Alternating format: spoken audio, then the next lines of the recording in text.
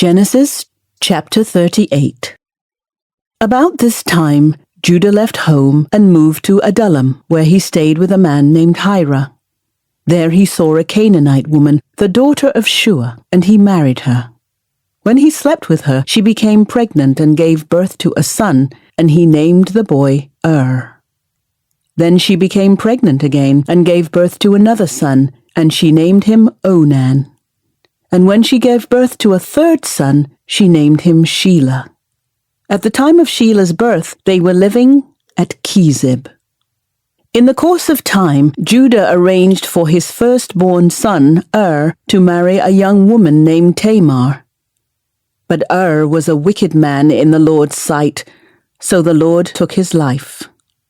Then Judah said to brother Onan, "Go and marry Tamar, as our law requires of the brother of a man who has died. You must produce an heir for your brother." But Onan was not willing to have a child who would not be his own heir. So whenever he had intercourse with his brother's wife, he spilled the semen on the ground. This prevented her from having a child who would belong to his brother. But the Lord considered it evil for Onan to deny a child to his dead brother, so the Lord took Onan's life too.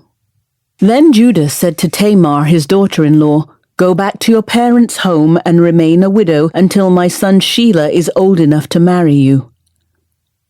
But Judah didn't really intend to do this because he was afraid Shelah would also die like his two brothers.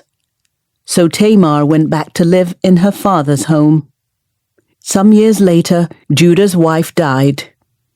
After the time of mourning was over, Judah and his friend, Hira the Adullamite, went up to Timnah to supervise the shearing of his sheep. Someone told Tamar, "Look, your father-in-law is going up to Timnah to shear his sheep." Tamar was aware that Shelah had grown up, but no arrangements had been made for her to come and marry him. So she changed out of her widow's clothing and covered herself with a veil to disguise herself. Then she sat beside the road at the entrance to the village of Enaim, which is on the road to Timnah. Judah noticed her and thought she was a prostitute, since she had covered her face. So he stopped and propositioned her. "Let me have sex with you," he said, not realizing that she was his own daughter-in-law. "How much will you pay to have sex with me?" Tamar asked. "I'll send you a young goat from my flock," Judah promised. "But what will you give me to guarantee that you will send the goat?" she asked. "What kind of guarantee do you want?" he replied. She answered, "Leave me your identification seal and its cord and the walking stick you are carrying." So Judah gave them to her. Then he had intercourse with her, and she became pregnant. Afterward, she went back home, took off her veil, and put on her widow's clothing as usual. Later, Judah asked his friend Hira the Adullamite to take the young goat to the woman and to pick up the things he had given her as his guarantee. But Hira couldn't find her, so he asked the men who lived there, "Where can I find the shrine prostitute who was sitting beside the road at the entrance to Enaim?"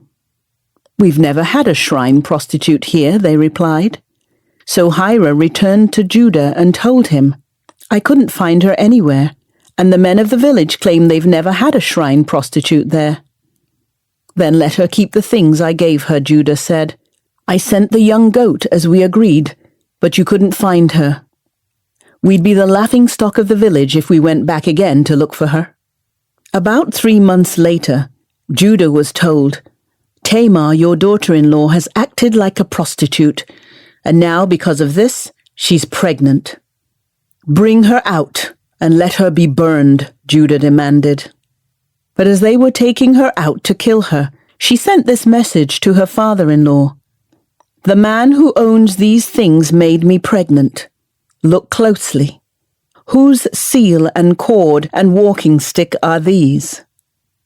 Judah recognized them immediately and said, "She is more righteous than I am, because I didn't arrange for her to marry my son Shelah." And Judah never slept with Tamar again.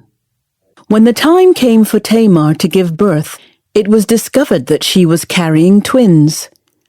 While she was in labor, one of the babies reached out his hand. The midwife grabbed it and tied a scarlet string around the child's wrist, announcing, "This one came out first." But then he pulled back his hand and out came his brother. "What?" the midwife exclaimed. "How did you break out first?"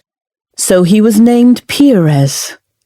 Then the baby with the scarlet string on his wrist was born, and he was named Zerah.